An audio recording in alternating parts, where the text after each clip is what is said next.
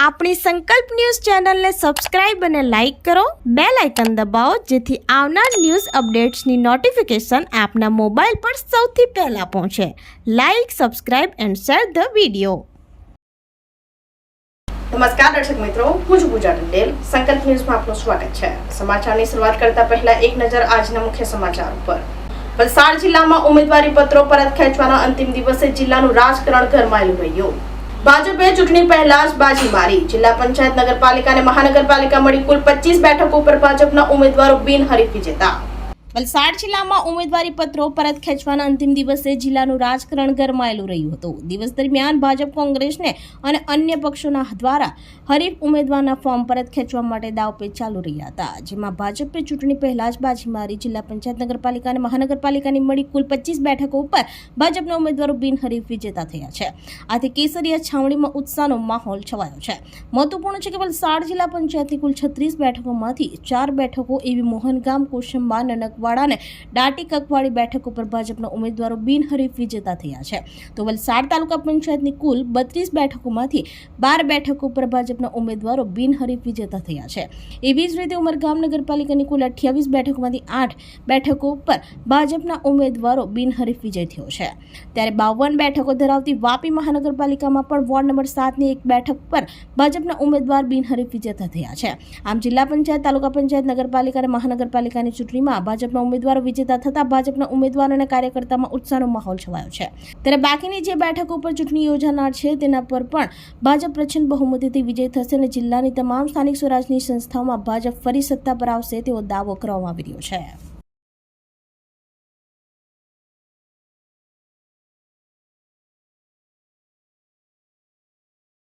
વલસાડ જિલ્લા પંચાયતની કુલ 36 જિલ્લા પંચાયત સીટોની અંદરથી 4 જેટલી સીટો અમે બિનહરીફ ભારતીય જનતા પાર્ટીને મળી છે. તાલુકા પંચાયતોની કુલ 12 સીટો અમને બિનહરીફ મળી છે. ઉમરગામ નગરપાલિકાની કુલ અમને 8 સીટો બિનહરીફ મળી છે અને એક વાપી મહાનગરપાલિકાની અંદર વોર્ડ નંબર 7ની અંદર બેઠક ક્રમાંક 3 એ પણ અમને બિનહરીફ મળી છે. વલસાડ જિલ્લામાં ભારતીય જનતા પાર્ટીએ ખૂબ જ સારું પરફોર્મન્સ મેળવ્યું છે અને ખૂબ જ સારા આ જે સમાચારો છે એના થકી આવનારી જે 26 તારીખની જે ચૂંટણી છે એ 26 તારીખની ચૂંટણીની અંદર તમામ સીટો જીતવાના અને તમામ તાલુકા પંચાયત, જિલ્લા પંચાયત, મહાનગરપાલિકા હોય કે નગરપાલિકા હોય તમામ સીટ જીતવાના લક્ષ્યાંક સાથે ભારતીય જનતા પાર્ટી આગળ વધી રહી છે. વલસાડ તાલુકામાં 3 જિલ્લા પંચાયત બિનહરીફ થઈ છે: કોસંબા, નનકવાડા અને કકવાડી દાટી. ત્યાર પછી તાલુકા પંચાયતમાં 32માંથી 12 તાલુકા પંચાયત બિનહરીફ થઈ છે. એટલે આવી રીતે ભારતીય જનતા પાર્ટીમાં જે વિકાસના કામોને લોકોએ પ્રાયોરિટી આપી છે અને આપણા ગુજરાતના મુખ્યમંત્રી ભૂપેન્દ્રભાઈ પટેલ અને દેશના વડાપ્રધાન નરેન્દ્ર મોદી સાહેબની જે કામ કરવાની ગતિને લોકોએ લક્ષ્યમાં રાખી છે અને ખરેખર લોકોએ એને આવકારી છે અને જે તે ફોર્મ ખેંચી લીધા છે એણે પણ વિકાસની કામગીરીને લક્ષ્યમાં લઈને ખેંચી લીધા છે. એટલે એમનો સૌનો અમે આભાર માનીએ. વાપી ડુંગરામાં ગાંજાના કેસમાં ફરાર આરોપીને સેલવાસથી પોલીસે ઝડપી પાડ્યો. વાપી ડુંગરામાં ગાંજાના કેસમાં ફરાર આરોપી સેલવાસમાં છુપાયો હોવાની માહિતી મળતા એલસીબીએ તેને પકડી પાડી કાર્યવાહી હાથ ધરી છે. વલસાડ જિલ્લાના વોન્ટેડ આરોપીઓને પકડવા રેન્જ આઈજી અને જિલ્લા એસપીની સૂચનાને ધ્યાને લઈ એલસીબી પીઆઈની ટીમ કામગીરીમાં હતી. તે દરમિયાન માહિતી મળી હતી કે ડુંગરામાં ગાંજાના ગુનામાં વોન્ટેડ આરોપી સેલવાસમાં છુપાયેલો છે. જે બાદ આરોપી સૂરજ ઉર્ફે સૂર્યા પ્રમોદસિંહ રામકુમારસિંહ ઉંમર વર્ષ 27 રહેવાસી ઉત્તર પ્રદેશને સેલવાસ ખાતેથી પકડી પાડી કાર્યવાહી હાથ ધરાઈ હતી. હાલ તેની સાથે અન્ય કોણ આરોપી સંડોવાયેલા છે તે અંગે પોલીસે પૂછપરછ હાથ ધરી છે.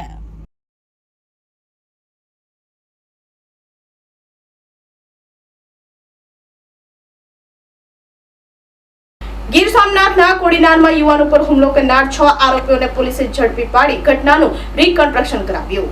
પ્રાથમિક તપાસમાં હુમલા પાછળ ભૂંડ પકડવા બાબતે જૂનું મંદુક કારણભૂત હોવાનું સામે આવ્યું. ઇજાગ્રસ્તની પત્નીએ પોતાના પિતા અને ભાઈ સામે આક્ષેપો કર્યા. લાંબા સમયથી તેમને કોડીનાર છોડી દેવા દબાણ કરતા હતા. ગીર સોમનાથના કોડીનાર તાલુકામાં એક શીખ યુવાન ઉપર હુમલો થયો હતો. કોડીનારના રોણાજ રોડ ઉપર ચોકડી પાસે ઘટના બની હતી, જેમાં જાણે શખ્સે અવતારસિંહ નામના વ્યક્તિને નિશાનો બનાવ્યો હતો. માહિતી મુજબ અવતારસિંહ રસ્તા ઉપર ચશ્મા વેચી રહ્યા હતા, ત્યારે ટાટા સુમો કારમાં આવેલા 4 થી 5 હુમલાખોરોએ તલવાર, લાકડી અને હોકી વડે તેમના ઉપર હુમલો કર્યો હતો. ગંભીર રીતે ઇજાગ્રસ્ત અવતારસિંહને સ્થાનિક લોકો દ્વારા તાત્કાલિક હોસ્પિટલમાં ખસેડવામાં આવ્યા હતા. ઘટનાની જાણ થતાં જ પોલીસ ટીમ સ્થળ પર પહોંચી તેની તપાસ શરૂ કરી હતી. પોલીસે ઝડપી કાર્યવાહી કરી કુલ 6 આરોપીઓની ધરપકડ કરી છે, જેમાં એક સગીરનો પણ સમાવેશ થાય છે. 5 આરોપીઓને ઘટના સ્થળે લઈ જઈ ગુનાનું રિકન્સ્ટ્રક્શન પણ કરવામાં આવ્યું હતું. પ્રાથમિક તપાસમાં હુમલા પાછળ ભૂંડ પકડવા બાબતે જૂનું મનદુખ કારણભૂત હોવાનું સામે આવ્યું છે. પીડિત અવતારસિંહની પત્ની દર્શન કૌરે પોતાના પિતા લાલસિંહ અને ભાઈ જસપાલસિંહ ઉપર ગંભીર આક્ષેપો કર્યા છે કે તેમણે જણાવ્યું કે તેના પિતા અને ભાઈ લાંબા સમયથી તેમને કોડીનાર છોડી દેવા દબાણ કરતા હતા અને ઇનકાર કરવા બદલ તેમના પતિ પર સુપારી આપી હુમલો કરાવ્યો હતો. આ મામલે પ્રેમસિંહ, અમિતસિંહ અને અર્જુનસિંહના નામ પણ સામે આવ્યા છે. પોલીસે શાળા અને સસરા સહિત તમામ 6 આરોપીઓ સામે કાયદેસરની કાર્યવાહી હાથ ધરી છે. હાલ સમગ્ર મામલે પોલીસ દ્વારા ઊંડાણપૂર્વક તપાસ ચાલુ છે. ગીર સોમનાથથી રિપોર્ટર વિશાલ તંબોલી, સંકલ્પ ન્યૂઝ.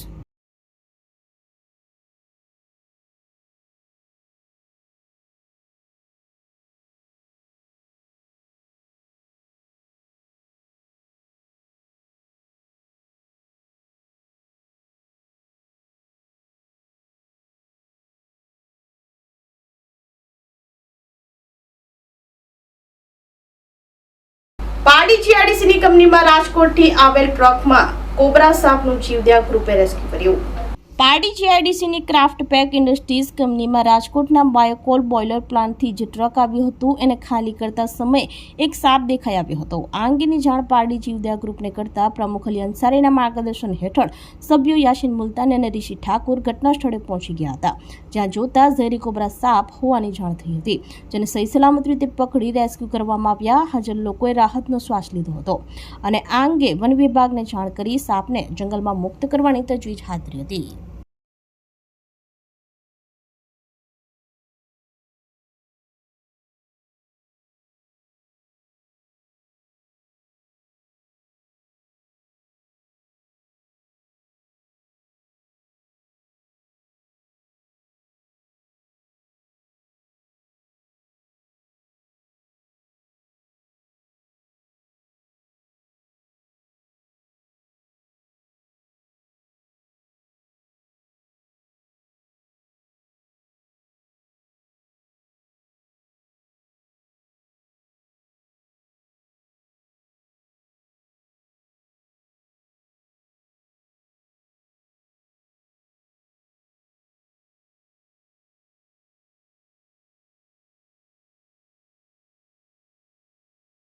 વાંચન સંસ્કૃતિને જીવંત રાખવા અને પુસ્તકો પ્રત્યે લોક જાગૃતિ લાવવા પુસ્તક પરબ વલસાડના 4 વર્ષ પૂર્ણ થયા.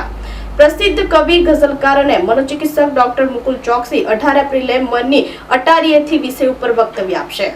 વાંચન સંસ્કૃતિને જીવંત રાખવા અને પુસ્તકો પ્રત્યે લોક જાગૃતિ લાવવાના ઉમદા હેતુથી શરૂ થયેલી પુસ્તક પરબ વલસાડ દ્વારા તેના સફળતાપૂર્વક 4 વર્ષ પૂર્ણ કરવામાં આવ્યા છે.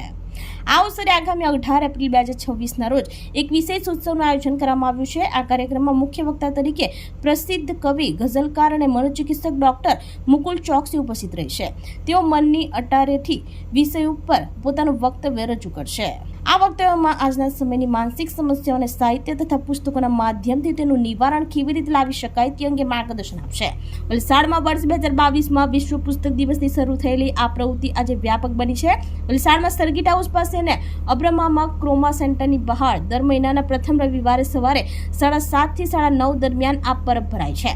અત્યાર સુધીમાં કુલ 10,505 પુસ્તકો વાચકો દ્વારા વંચાયા છે. એપ્રિલ મહિનાના પ્રથમ રવિવારે સૌથી વધુ 565 પુસ્તકો વાચકો સુધી પહોંચ્યા હતા. પુસ્તક પરબ વલસાડ દ્વારા તમામ સાહિત્ય પ્રેમીઓને અને વલસાડના નગરજનોને આ ચતુર્થ વર્ષ પૂર્તિ ઉત્સવમાં બહોળી સંખ્યામાં ઉપસ્થિત રહી ડોક્ટર મુકુલ ચોકસીના જ્ઞાનવર્ધક વક્તવ્યનો લાભ લેવા નમ્ર વિનંતી કરવામાં આવી છે. નમસ્કાર. પુસ્તક પરબ વલસાડનો 18મી એપ્રિલ 2026 શનિવારના રોજ સાંજે 6 વાગ્યે ચતુર્થ વર્ષ પૂર્તિ ઉત્સવ કાર્યક્રમ આયોજિત થયો છે. આ કાર્યક્રમમાં વિશેષ ઉપસ્થિતિ રહેશે ડોક્ટર મુકુલ ચોકસી, જેઓ પ્રસિદ્ધ કવિ, ગઝલકાર, લેખક, મનોચિકિત્સક અને સેક્સોલોજિસ્ટ છે. તેઓ મનની અટારીએથી વિષય અંતર્ગત આજના સમયે આપણે લોકો થોડીક અલગ અલગ પ્રકારની માનસિક તકલીફોથી પણ પીડાઈ રહ્યા છીએ, જેનો આપણને ખ્યાલ ન હોય. અને સાહિત્ય અને પુસ્તકોનું રસપાન તો ખરું જ આ વિષય અંતર્ગત તેઓ વાત કરશે. તો સૌને નમ્ર વિનંતી છે કે આ કાર્યક્રમમાં પધારો અને આ વક્તવ્યનો લાભ લો. પુસ્તક પર વલસાડ 23 એપ્રિલ વિશ્વ પુસ્તક દિવસે 2022માં જેની શરૂઆત થયેલી અને વલસાડમાં 2 જાહેર સ્થળોએ, એક સર્કિટ હાઉસની બાજુમાં અને બીજું અગ્રામાં ક્રોમા સેન્ટરની બહાર પરબ ભરાય છે. દર મહિનાનો પહેલો રવિવાર 7:30 થી 9:30 વાચકો એનો લાભ લે છે. અને એપ્રિલ મહિનાના પહેલા રવિવારે સૌથી વધુ 565 પુસ્તકોને વાચકો મળ્યા. આજ સુધી પુસ્તક પરબ વલસાડના 10,505 પુસ્તકોને વાચકોએ વાંચ્યા છે. આ આનંદ આપ સૌની સાથે વેચી રહી છું. અગત્યનું 18મી એપ્રિલ 2026 શનિવારે સાંજે 6 વાગે શ્રી મોરારજી દેસાઈ ઓડિટોરિયમ બસ ડેપોની સામે ડોક્ટર મુકુલ ચોકસીના વક્તવ્યમાં અને અમારા પુસ્તક પરબ વલસાડના 4th વર્ષ પૂર્તિ ઉત્સવમાં આપ સૌનું સ્વાગત છે. તો આ તાજા સમાચારો, નવા સમાચારો સાથે કાલે ફરી મળીશું. નમસ્કાર. આપણી સંકલ્પ ન્યૂઝ ચેનલને સબસ્ક્રાઇબ અને લાઇક કરો, બેલ આઇકન દબાવો જેથી આવનાર ન્યૂઝ અપડેટ્સની નોટિફિકેશન આપના મોબાઈલ પર સૌથી પહેલા પહોંચે. Like, subscribe and share the video.